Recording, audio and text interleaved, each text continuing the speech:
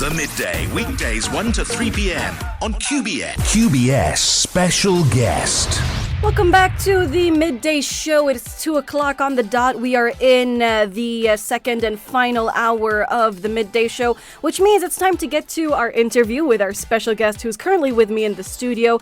I want you guys to welcome to the Midday Show because our guest, Yasmine ElBallouli, who I mentioned earlier, because today we're tackling a subject that's more relevant now than ever, which is the hidden loneliness epidemic. Now, in a world that's more connected than ever, so many people feel so alone. We're honored to have a guest who specializes in this very area. She's a coach and trainer dedicated to empowering individuals for self-resilience, drawing on a unique background in biochemistry and human development. Please join me in welcoming the wonderful Yasmine ElBallouli. Yasmine, welcome back to the Midday Show. Thank you. It's good to see you again. It's great to see you as well. Unfortunately, we're not matching this time. Last time we were were. matching. Yeah. Okay. Today in green. Yeah, today saving you're the green. environment. I mean, I have some green on my pants. I think that counts a little bit. Yeah. Okay, so let's just get straight into it. We're talking about a fascinating concept that you call, the hidden loneliness epidemic. Could you start by explaining what that term means and why it's so different from just feeling lonely? Yeah. Let's start first by always I like to start by facts, sudden facts.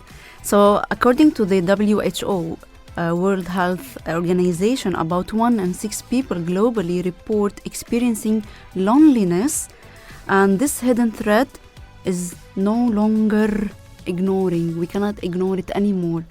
Also, in young ages, aging 13 to 29, the WHO report higher rates around between 17 to 21% globally feel lonely.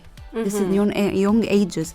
And when we go to the adolescents, because today we'll be tackling this area, aging between 13 to 17, and according to also WHO, 20.9% are facing loneliness.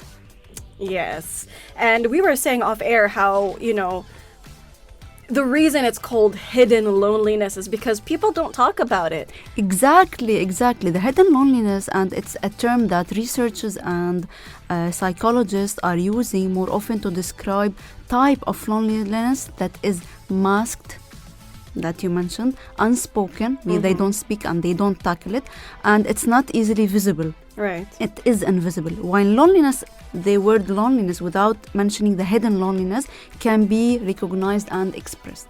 Right. Now, that's a powerful distinction that you said. There's the loneliness and then the hidden loneliness. Yes. Again, powerful distinction. What do you think are some of the key factors in our modern society that is contributing to the phenomenon of hidden loneliness? Yeah. It's crucial. There are a lot of factors. First of all, social media. Technology, social media. We love social media. We love social media. Technology. And this is taking us very far, to Yes. be honest, very honest. Second, the vulnerability, not showing vulnerability.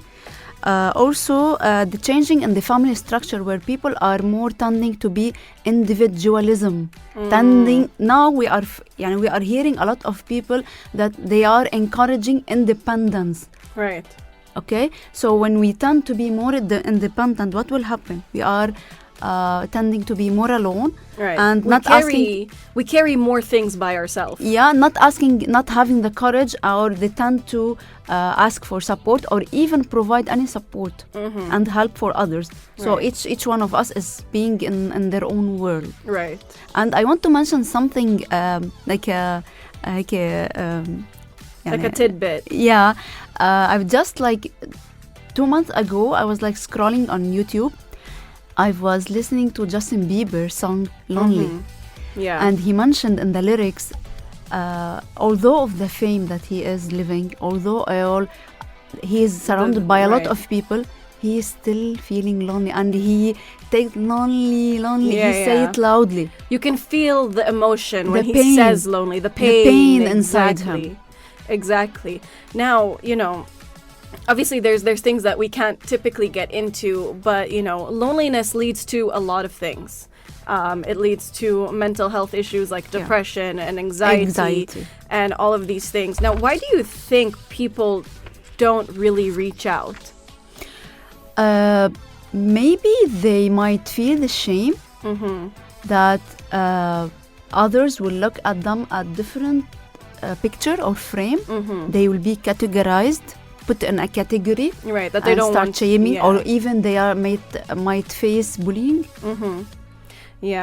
That's a very, very tricky one, especially Exactly. the facing bullying. I think shame is like a really big one because it's like, again, you can face loneliness being in a room full of people, right? Like, for example, in Justin but Bieber's still song. feeling lonely. Still feeling lonely. Something came to my mind now, especially our parents and our society and our environment. When they see us like just sitting, we are feeling lonely, and they just respond by saying, "Oh, why do you feel lonely? Look around you. You have a lot of people." That's what I was about to say. It's not about a number. It's not about how many people we are surrounded with. But are those people showing us or showing up for us? In the Are ways they that we need, listening to us, or just being physically? Yeah. They are showing the doing, but not the being. The being, exactly. Yeah, because that's literally what I was about to say. The shame, when one is thinking to themselves, how can I say that I'm lonely? When I have my friend next to me, or I'm sitting with my family, but it's a thing that happens. Yeah, they don't find the safe space. Once you provide the safe space, automatically people will start talking, will start expressing and saying what's inside that's causing pain for them. Right. Yeah, it's I think it's all about providing a safe space. I really like the conversation and where it's going so far. I mean, even last time we had such a great flow. Great topic. Yeah. We actually went over time a lot of the time. So I'm really excited to dive more into the hidden loneliness epidemic. Now I want to go into loneliness and the youth. So you work extensively with young people in a world saturated with social media, as we mentioned earlier, as well as digital connection. What are the primary consequences of this hidden loneliness among the younger generation? Yeah, as we spoke earlier about the mental issues and emotional issues, and I remember you mentioned about anxiety and stress. Also, they might face, and they will face it, if they keep going on how they are going nowadays, low self-esteem, fear of vulnerability and showing up because they lack the skills. Also the burnout skills, dropping in the academic, their school's performance. Superficial friends, they will start choosing friends just because they want to choose friends, not because of the values or to dig deeper into what I want from this friendship. Right. Also the sleep disturbance. And one of the important things also is the isolation cycle. If they don't follow a specific routine to get them out of this loneliness, it will be harder for them to get out of it. I actually think I experienced the hidden loneliness epidemic. And for me, I feel like it started when I moved from El Khor to Doha. Okay. Back in Al Khor, I lived in a compound. I had a community. I had friends. Moving to Doha, where it's like, in my neighborhood, of course, people are nice, but it's not a community, So I lack that safe space. Safe space. I was like suffering in silence, constantly lonely, and I was always on my laptop. Now you remind me with something. You might be surrounded by 100 people, but how many of these people provides you with this support? You might be sitting with only one person and you feel the support of the world. Yes, I do. Yeah. It happens to me It's a not lot. about the number of the people. No, it's about who is there. It's about the quality and who is providing you and showing up for you and being for you. Of course. Yeah. And again, I went through a phase of also surrounding myself with superficial friends. It got me into a lot of situations that, I probably would have been better off without. But, subhanAllah, everything is written, right? That's one thing we should remember, is that everything is written. It's destined. And everything happens for a reason. Yes. Just take the lessons and move on. Exactly. There's no point in dwelling on it. I think everything that I went through, brought me to this moment. So I can be sharing the and sitting with each others today. Exactly, sitting with a life coach talking about the hidden loneliness epidemic. Now, given those challenges that you mentioned with the youth and the digital age, what are some of the most effective strategies that you have found for helping young people build real, meaningful connections and overcome this sense of social isolation? To be honest, I'm super proud here in Qatar that I'm funding a lot of hubs built especially for the adolescents. I've seen a lot. I'm very excited, and because I'm a youth coach, I always approach them, provide or offering, like, let's say, spaces, group spaces, coaching, training. So, and also we have another strategies like teaching emotional openness. How? By providing them the space and letting them know that it is non-judgmental. Right. Because they might be skeptical about, okay, if I speak to one person, will they take me seriously? Will they listen to me without judgment? Will they listen to me without putting on me suggestions and counseling me or whatever? Right. Also, fostering small group of spaces, like I mentioned, the group hubs, which I'm witnessing here in Qatar, and it's really a great step for these young ages. Modeling vulnerability, not telling, modeling, leading by example. Because these ages, whatever you tell them, if you repeat, they will not listen. You have to model the skills in order for them to learn it. Kids don't like the do as I say, not as I do. They want you to do as you say. Exactly. Lead by example. Do the thing, act the thing, behave the thing, and they will learn it. Yes. Yeah. Also, help them to build social skills and follow up with them. Not just train them and thank you, what did you learn, and khalas. Yeah. No, just follow up. Yeah, follow up with this learning. What did you learn? How did you implement it? What are the things that are coming up in terms of challenges, barriers? Or questions like, have you noticed, you implementing your new coping mechanism in this situation, or things like that. Yeah. Yeah, again, kids, they don't like the do as I say. And encourage them to volunteer. Volunteering, I've witnessed this. I know many students in Qatar University who are really having this open heart to volunteer, and their personality have changed 180%, 180 degrees. Volunteering because they will be engaged in the society with different ages, not only their age. They will be learning the skills. Imagine that. Let's say my son is 15 and I do engage him in volunteering and activities. Imagine the people he will be interacting every day. He will learn the skills by himself. Yeah. He will learn how to talk, when to talk. Oh, for sure. Those things definitely affect those whose brains are still developing. Exactly. I mean, for example, my best friend, her younger brother, he's not that much younger than I am, maybe like 5 or 4 years, but he hangs out with me, her, so we're the rest of our friend group, we're all in our late 20s to mid 30s, you know what I'm saying? And he said, like, being around us, he's learned so much. And there's so many mistakes he's not making that his friends are making because he is surrounded. He learned earlier, right, from those who have went through those mistakes. Exactly. So definitely exposing them to a lot of different people can definitely help, for sure. Yeah, sure. And I do encourage parents to take this step. Not only take the decision, because the decision stays in the drawing unless it is implementing. Right, unless there's action behind it. Action. Decision, turning it to action. Otherwise, it will stay like writing on the paper and keeping the paper aside. Yeah. Amazing. Now, in the next segment, we're going to dive into loneliness and the elderly, which I think is going to be a very, very good topic, a good subtopic to touch on, because that's also a group that is quite neglected. It is crucial. It is crucial. Yes. Most important, and more important than the younger ages. Yeah. For sure, because that's where we get our wisdom from. Is exactly. The elderly. These are the wisdom for us. Exactly, for sure. And now we're going to dive into the elderly and their social isolation. So, the issue of loneliness obviously affects the elderly. Yeah. in a very different way. It seems to be more about social isolation, right? We were saying off air that, you know, the elder generation, one, they've been through a lot, you know, and then two, as you get older, you feel forgotten. Dismissed, you know. Unfortunately, you're not paid much attention to.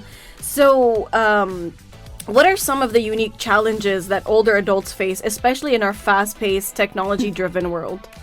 Yeah, let's just start first also by the statistics, what the WHO has released in terms of these ages, 60 and plus. 11% is the rate of the loneliness in these ages, 60 and plus. That's a lot. Yeah. 11, it's a small number, but if you put among the population, no, it is very high. To be honest, I feel very empathetic when I look at any elderly. I feel that I'm looking at a baby, the same. And even in Quran, it's mentioned. We tend to revert to our childish selves as the older we get. I definitely see it with my mom. Yeah, they are weak, and I feel that they are feeling forgotten. They are feeling dismissed, and because they are left alone. The families nowadays are very busy with their own life, with their work, with their children, and they are not even taking any moment to think about their dads or their moms who are at ages of 60 and plus, 60, 70. But from my perspective, I say from the 24 hours, we can find at least 30 minutes. We can find 30 minutes within the 24 hours. Right. Because 30 minutes, we sit more than that on the social media. 30 minutes, we can go to buy ice cream or go lunch. Right. So that time we are enjoying and going for our recreation. We can give this 30 minutes to our parents. Elderly, and the elderly, of course. So they are feeling social disconnection. They suffer from health or mobility limits. That's limiting them from going outside or attending, like, let's say, events or building a community again, and losing purpose. They start to say, okay, now I'm 60 or 70, so how many years I still have to... And what's the point? What's the point? What's left for me? And they are having difficulty to adapt to the technology. It changes, which is leading to exclusion. Right. That was one of the first things I thought of is that, you know, they can't keep up with how fast technology the rapid growth of this technology. So when you start to learn something second day, 10 things they are released. More like within the next 10 seconds. You just learn something, 10 seconds later, you have to learn something new. Yeah. You know, so definitely, for sure, technology must be like a big thing for them, not being able to grasp it as well. For sure. So what are some practical steps families and communities can take to combat loneliness in this group? As I mentioned, take at least 30 minutes for regular check-in and create activities intergenerational. What does that mean? This term means that include the younger ages with them, not only the elderlies, include them within the different ages. When we sit, believe me, when we sit with these, I call them the wisdom ages. Right. They have lots of stories to tell us. We have to give them the ear to listen to them, not only to hear them. Listening is different than hearing. Community hubs, like they are doing here in Qatar. I'm attending sometimes delivering workshops for these elderlies in the hubs.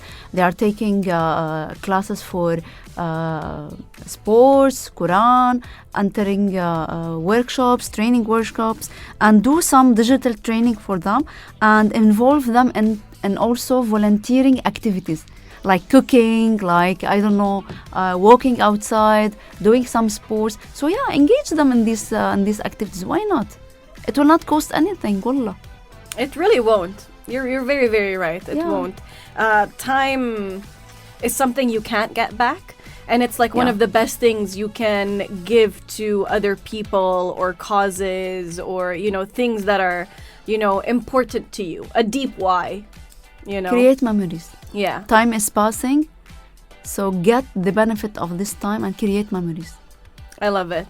Yeah. It's very simple, but it's simple. something that is very hard to follow up with at the same Yeah. time, right? Yeah. Because we ourselves, those that are able-bodied and still working, we feel like we don't have enough time at all, right? You're like 24 hours, you can devote 30 minutes to, your parents or your elderly, but it feels like time is constantly running and you're constantly chasing after it. Yeah. So So here we have to think about the management. It's not an excuse, wallah. And I always hear people say, we don't have time. You have time when you decide to have time. Yeah. When, not if, when you decide to have time. And 30 minutes within the 24 hours is nothing. But it's measurable and it is like precious. it is very, very precious. It's very precious, yes. Especially for those groups that are For their affected, groups, that yes. we said, the elderly who are dealing with intense loneliness, or the younger generation, even those in the in-betweens, the men and women that are in between those ages, Yeah. suffer a lot from loneliness. So I think it's really, really great that we're opening up this Pandora's box. Yeah. We're going to take a quick break and then come with our future hopes and looking forward. And it's about time we close out our conversation that we're having with trainer and coach Yasmine ElBallouli. Now, looking ahead, if the trend of hidden loneliness continues, what do you predict will be the biggest social and health challenges we'll face as a result? Mental health crisis. And not breaking the cycle, it will make it much, as we mentioned, for the young ages, and now I'm generalizing the all ages. If it is not broken, it will be very hard to break it later. So yeah, we need to find serious solutions. We need to find early solutions and work on them. Not only find the solution, but apply these solutions. Even better if we find prevention. Preventions, yes. That's the best for solution. burnout, for stress, because these are going to be continuous. The anxiety, the stress, the burnout, and the Yes. cycle will keep repeating itself. Right. Yeah. Unless a person feels safe or secure, it's gonna keep repeating. You're very, very right. And you know what? If it continues, there will be disconnection, no belongings to the family. What makes this important and breaking the loneliness? What makes us belong? Right. The family. Right. If there is no, if the individualism continues to be like this, the family, it will break, خلاص, it will shed Yeah. away. Fade, it will fade. It will, and I think we're seeing signs of that currently, for sure. Now, Yasmine, this has been a very insightful conversation. As we wrap up, what final piece of advice would you give to our listeners who might be feeling a sense of hidden loneliness, or who want to help somebody that they care about that may be feeling hidden loneliness? Yeah. Loneliness is widespreading. We cannot deny it. It is there, but we can work on resolving it. Show up, be there. Take this, 20 minutes, 30 minutes, and show up by the being, not the doing. Right. And be there, not physically, but also mentally, and the willingness to listen to others and being empathetic, because we are losing empathy. Imagine that we are born with empathy instinctively and naturally. Now we are providing people training about how to get back this empathy. It is in us. Right. It is a skill. Right. Why do I have to learn it when it is inside Right. me? For sure. Yeah, it's already installed in my software. Yeah. But now I have to relearn this plugin that was already installed. Yeah. For sure. No, it's definitely a sticky one. Yeah. Thank you so much for Thank being you for here, you. Yasmine. This so is happy. This was a great conversation. I mentioned in the beginning of our interview, last time you were here, we also spoke on a great topic, which was, children in divorce. So having you come back on a topic this big is absolutely amazing. Thank you so Thank much for you. being here again and giving us some of your time. I know, you are a mom, you are a coach. This is usually a very, very, busy time of the day. So again, thank you so much for being here. And this wraps up our conversation. But I would love to definitely have you back on the show Inshallah. one more time. Yeah. With another out of box topic. Yeah, that would be absolutely amazing. Yeah. Again, thank you so much. Thanks so much.